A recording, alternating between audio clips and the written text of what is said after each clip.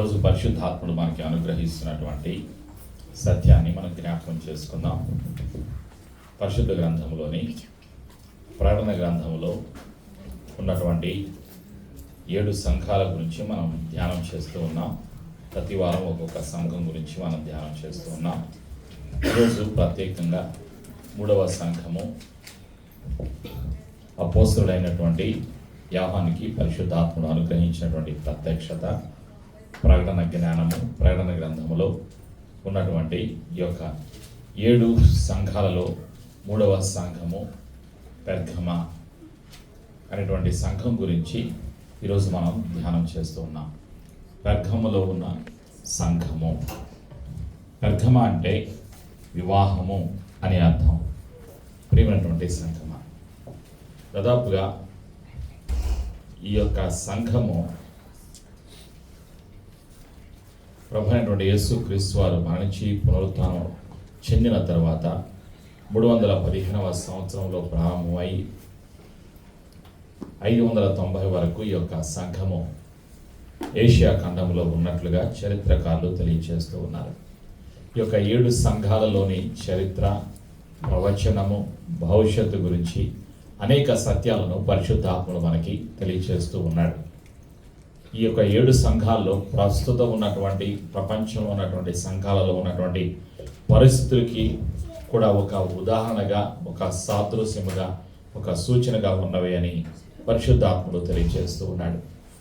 అందుకే పరిశుద్ధాత్ముడు యోహానుకి అనుగ్రహించినటువంటి ప్రత్యక్షత, ప్రకటన జ్ఞానము ద్వారా ఈ యొక్క సత్యాలను తెలియజేస్తూ ఉన్నాడు. ప్రభు అయినటువంటి యేసుక్రీస్తు వారు దర్శనంలో కనిపించి పలికిన తెలియచేసినటువంటి సత్యాలను 7 సంఘాలకు ఉత్తరాలు రాసి పంపించడం జరుగుతుంది. అందుకే పరిశుద్ధాత్మ ఏమని తెలియచేస్తున్నాడంటే, సంఘములతో ఆత్మ చెప్పుతున్న మాట చెవిగలవాడు వినుగాక అని తెలియచేస్తూ ఉన్నాడు. ఈ యొక్క పెర్గమ అనేటువంటి సంఘము ప్రకటన గ్రంథం 2వ అధ్యాయంలో 12వ వచనం నుండి 17వ వచనం వరకు రాయబడి ఉంది. ప్రకటన గ్రంథంలో 2వ అధ్యాయము 12వ వచనం నుంచి 17వ వచనం వరకు పెర్గమ సంఘము గురించి రాయబడి ఉన్నది.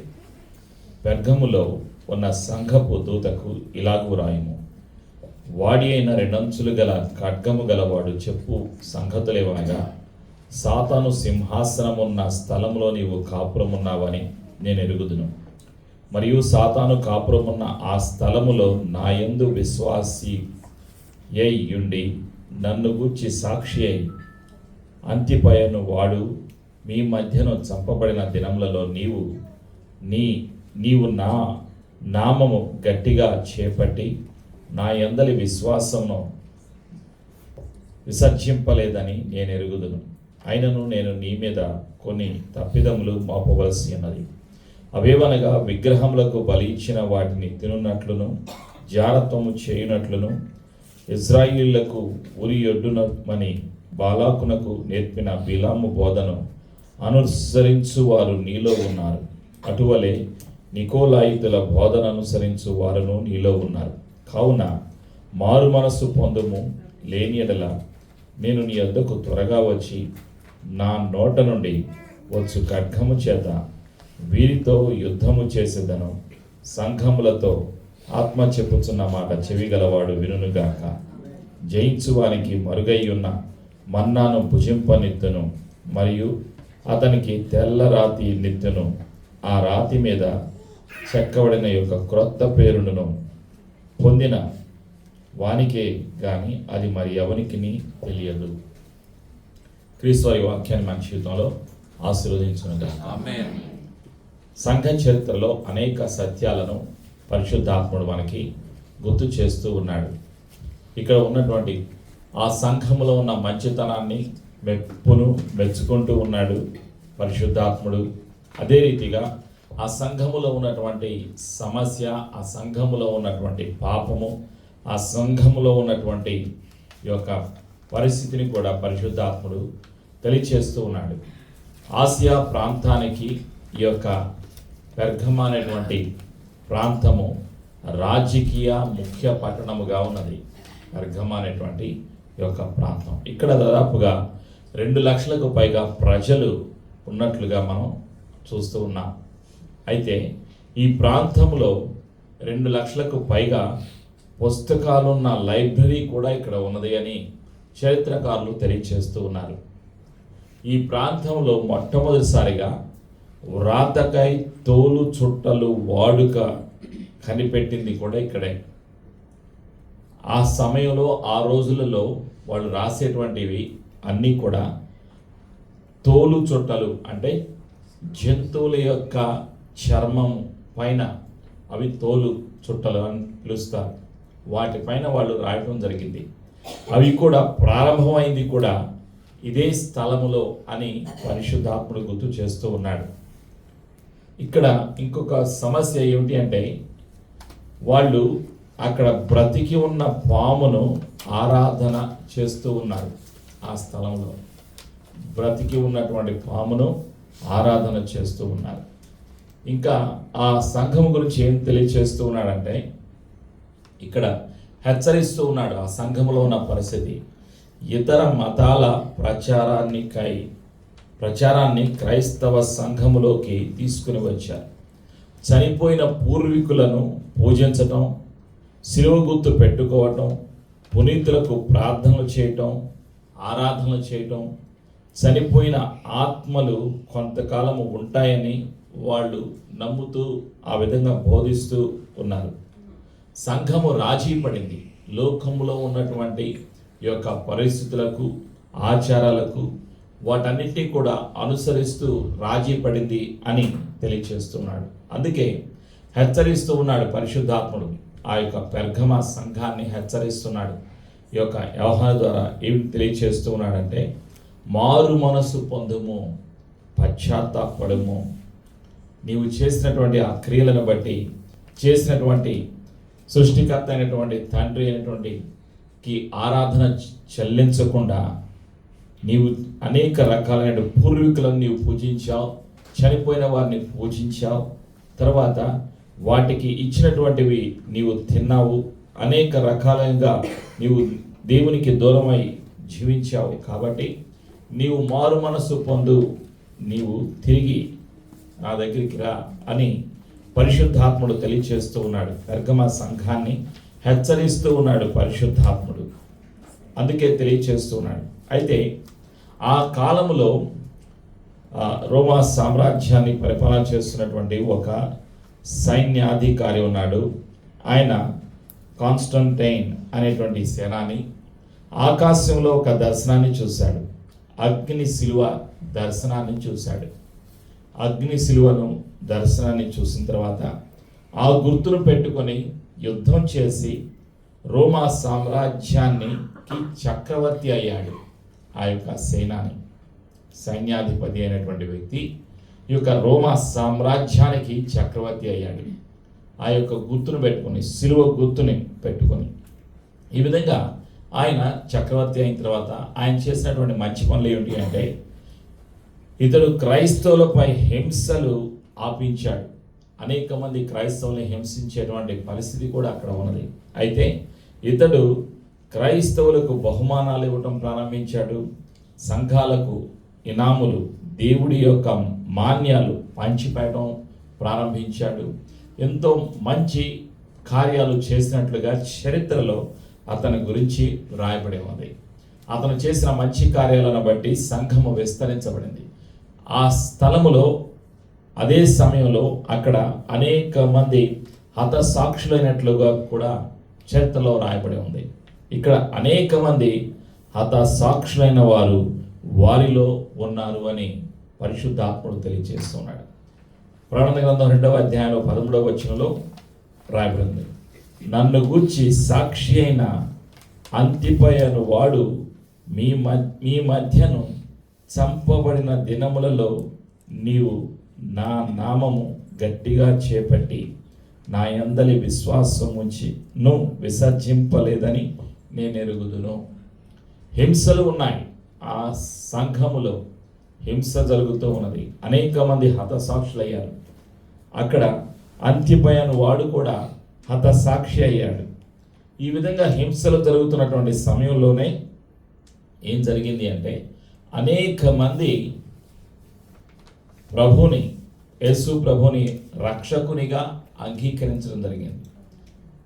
ఫలితంగా విగ్రహారాధక చేసేటువంటి వారు అనేక మంది ప్రజానికాలు, అనేక మంది వేల మంది యేసు ప్రభుని నమ్ముకొని మూకమ్మడిగా క్రైస్తవులయ్యారు. అదే సమయంలో ప్రేమైనటువంటి సంఘమ, ఒక ప్రక్క హింస జరుగుతుంది, మరొక ప్రక్క సంఘములో విగ్రహారాధన ఉన్నది.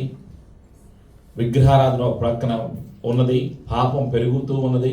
మరొక ప్రక్కన దేవుని యొక్క కృప విస్తరించింది. అనేక మంది విగ్రహారాధనను వదిలిపెట్టేసి యేసు ప్రభుని రక్షకునిగా అంగీకరించడం, సంఘము అభివృద్ధి చెందడం కూడా జరిగింది. ప్రియమైనటువంటి సంఘమా, అక్కడ బిలాము బోధలు ఉన్నాయి, అక్కడ నికోలాయితుల బోధలు ఉన్నాయి, అక్కడ లోకానికి సంబంధించినటువంటి ఆచారాలు ఉన్నాయి. ఇవన్నీ ఉన్నప్పటికీ కూడా వాటన్నిటిలో సంఘము దినదినము హింసల్లో ఉన్నప్పటికీ, కష్టములో ఉన్నప్పటికీ వాటన్నిటిని జయించి సంఘము నిలబడింది. సంఘానికి పరిశుద్ధాత్ముడు ఇస్తున్నటువంటి వాగ్దానము ఏమిటి అంటే 17వ వచనంలో, సంఘములతో ఆత్మ చెప్పుచున్న మాట చెవిగలవాడు వినుగాక, జయించువానికి మరుగయ్యున్న మన్నాను భుజింపనిత్తును, మరియు అతనికి తెల్ల రాతినిత్తును, ఆ రాతి మీద చెక్కబడిన యొక్క క్రొత్త పేరులను పొందిన వానికే గాని అది మరి ఎవనికి తెలియదు. వాళ్ళలో విశ్వాసము ఉంచి ప్రభువైన యేసుక్రీస్తుని అంగీకరించిన వారికి అనుగ్రహిస్తున్నటువంటి ఆశీర్వాదం ఏమిటి అంటే, వాళ్ళకి మరుగయ్యున్న మన్నాను భుజింపనిత్తును అని దేవుడు సలహిస్తున్నాడు. మేమైనటువంటి సంఘం అంటే వాళ్ళు సహవాసం చేశారు. ఎవరితోటి? యేసయ్యతో సహవాసం చేశారు, పరిశుద్ధులతో సహవాసం చేశారు. యేసయ్యతో సహవాసం చేసి యేసయ్యను అంగీకరించారు కాబట్టి వాళ్ళు అంతము వరకు వాళ్ళు విశ్వాసాన్ని కోల్పోకుండా అదే స్థలములో నా యందు విశ్వాసివై ఉండి నన్ను గూర్చి సాక్షి నీవు ఉన్నావు కాబట్టి నేను నీకు ఈ బహుమానం ఇస్తానని తెలియచేస్తున్నాడు. అదే స్థలములో సాతానుడు కూడా తన సింహాసనాన్ని ఏర్పాటు చేసుకున్నాడు.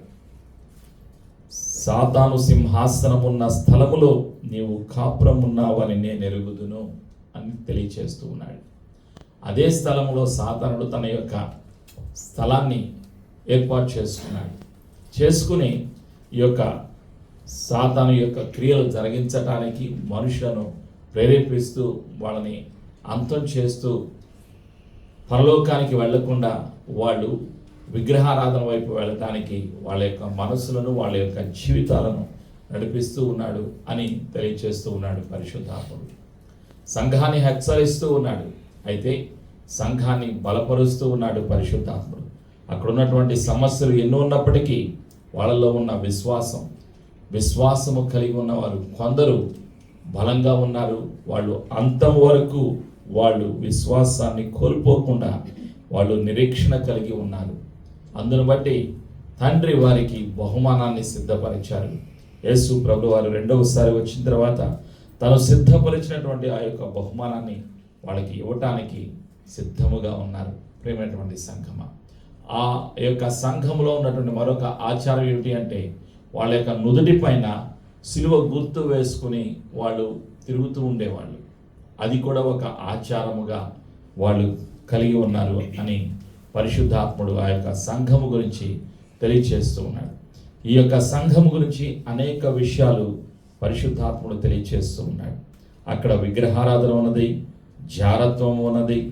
అక్కడ ఆ యొక్క విగ్రహారాధన వల్ల ఇజ్రాయేలుకి అనేక రకాలైనటువంటి కష్టాలు వచ్చాయి అని పరిశుద్ధాత్ముడు తెలియచేస్తున్నాడు. 14వ వచనంలో వాళ్ళు సత్యాన్ని వెంబడించకుండా లోకాన్ని వెంబడిస్తూ లోకంలో ఉన్న ఆచారాలని వాళ్ళ వైపు వాళ్ళు ఆహ్వానించిన కారణాన ఇజ్రాయేలులకు అక్కడ ఉన్నటువంటి వారికి సమస్యలు ఎదురయ్యాయి అని తెలియచేస్తూ ఉన్నాడు పరిశుద్ధాత్ముడు. అందుకే వాళ్ళని హెచ్చరిస్తూ ఉన్నాడు, మీరు మారు మనస్సు పొందండి, మీరు పశ్చాత్తాపడండి, మీరు తిరిగి రండి, మీరు చేసినటువంటి ఆ యొక్క పనులన్నిటినీ కూడా నేను చూస్తూ ఉన్నాను అని తెలియచేస్తూ ఉన్నాడు. ఆ విధంగా సంఘాన్ని బలపరిచి ధైర్యపరిచి వారిని స్థిరపరచడానికి ఈ యొక్క దూత ద్వారా పంపబడినటువంటి సమాచారం పెర్గమ సంఘానికి పరిశుద్ధాత్ముడు అనుగ్రహించినటువంటి ఈ యొక్క సమాచారం. ఈరోజు అదే రీతిగా ఈరోజు ప్రపంచంలో కూడా ఆచారాలు ఉన్నాయి, విగ్రహారాధన ఉన్నది. ఈ లోకంలో సర్పాన్ని ఆరాధన చేస్తూ ఉన్నారు, పాముని ఆరాధన చేస్తూ ఉన్నారు, సృష్టిని ఆరాధన చేస్తూ ఉన్నారు. సృష్టికర్తను పూజించకుండా లోకంలో ఉన్నటువంటి సృష్టిని ప్రజలు ఆరాధన చేస్తూ ఉన్నారు. ఒక ప్రక్కన పాపం విస్తరిస్తూ ఉన్నది, అదే రీతిగా హింసలు కూడా పెరిగిపోతూ ఉన్నాయి. విశ్వాసులకు, క్రైస్తవ సమాజమునకు, క్రీస్తు కొరకు నిలబడుతున్నటువంటి సేవకులకు హింసలు పెరిగిపోతూ ఉన్నాయి. హతసాక్షులు పెరుగుతూ ఉన్నారు. అనేక మంది సేవకులు అనేక దేశాల్లో చెరసాల్లో ఉన్నారు. భారతదేశంలో కూడా అనేక మంది చెరసాల్లో ఉన్నారు. హింస పెరిగిపోతూ ఉంది. ఆనాటి సంఘం ఏ విధంగా అయితే 2 రకాలైన పరిస్థితిని ఎదుర్కొందో, ఒకటి పాపాన్ని చూసింది, కొందరు విశ్వాసంలో స్థిరంగా ఉన్నారు, కొందరు హతసాక్షులైపోయారు. అదే పరిస్థితి నేడు ప్రపంచంలో కూడా జరుగుతూ ఉన్నది ప్రియమైనటువంటి సంఘమా. కాబట్టి ఈ పరిస్థితిని మనం విన్నప్పుడు, తెలుసుకున్నప్పుడు పరిశుద్ధాత్ముడు మనకు తెలియచేస్తున్నటువంటి సత్యం ఏమిటి అంటే, మనం నిరీక్షణ కలిగి ప్రభు అయినటువంటి యేసుక్రీస్తు వారి యొక్క రాకడకు సిద్ధపడాలి. యేసు ప్రభు వచ్చిన తర్వాత ఇచ్చేటువంటి ఆ యొక్క బహుమానాలు పొందుకోవడానికి మనం సిద్ధపడాలి అని పరిశుద్ధాత్ముడు మనకి ఈ యొక్క సత్యాన్ని తెలియచేస్తూ ఉన్నాడు. యేసయ్య కృప మనందరికీ సదా తోడైనగాక. ఆమేన్. ప్రార్థన చేసుకుందాం. ప్రతి ఒక్కరూ లేచి నిలబడి మన జీవితాలను సమర్పించుకుందాం. పరిశుద్ధాత్ముడా నీకు వందనాలయ్యా. పెర్గములో ఉన్న సంఘములో ఉన్నటువంటి పరిస్థితిని తెలియచేసినందుకు నీకు వందనాలు. ఆ యొక్క సంఘము నేటి ప్రపంచంలో ఉన్నటువంటి పరిస్థితి కూడా అనుకూలంగా ఉంది, పరిస్థితులకు అనుకూలంగా ఉన్నది అన్న సత్యాన్ని తెలియచేసినందుకు నీకు వందనాలు. ప్రతి ఒక్కరిని చూస్తున్నటువంటి దేవుడవు యేసు ప్రభువా, ఆ రోజులలో పెర్గమ సంఘములో ఉన్న కొందరు విశ్వాసులు నీ నామమును అంగీకరించి అంతము వరకు విశ్వాసము కలిగి నిన్ను గూర్చి సాక్ష్యము చెప్పిన వారు ఉన్నారు అని నీవే సాక్ష్యం చెప్పిన రీతిగా అంతము వరకు సాక్ష్యము కలిగి జీవించడానికి, యేసయ్య రాకడ అంతము వరకు కూడా సాక్ష్యము కలిగి జీవించడానికి, యేసయ్యకు సాక్షిగా జీవించడానికి మా జీవితాలను సిద్ధపరుస్తున్నందుకు నీకు వందనాలు. యేసు ప్రభువుని ఒప్పుకొనుచున్నాము. మేము విన్నటువంటి సత్యాన్ని ప్రకటించడానికి సహాయము దయచేస్తున్నందుకు వందనాలు. యేసు సజీవుడు, యేసు మరణించి తిరిగి లేచిన పునరుత్థానుడు అని సత్యాన్ని, యేసయ్య ప్రేమను, యేసయ్య కృపను ప్రకటించడానికి, యేసు ప్రభు యొక్క మరణమును గురించి, పునరుత్థానం గురించి ప్రకటించడానికి పరిశుద్ధాత్ముడ సహాయము దయచేస్తున్నందుకు కృతజ్ఞతలు తెలియజేసుకుంటూ సంఘబిడ్డల జీవితాల్లో ఉన్నటువంటి ప్రతి సమస్యను, ప్రతి బలహీనతను, ప్రతి శోధనను, సమస్యను యేసు ప్రభు నామములో తీసివేస్తున్నాం. యేసు రక్తములో మా జీవితాలను ముద్రిస్తూ యేసు ప్రభుని ఒప్పుకొనొచ్చు జీవమును, ఆశీర్వాదమును, స్వస్థతను యేసు ప్రభు నామములో విడుదల చేస్తూ యేసు ప్రభు నామములో కలిసి ప్రార్థించి ఆశీర్వాదాన్ని యేసు నామములో పొందుకొంచున్నాము తండ్రి.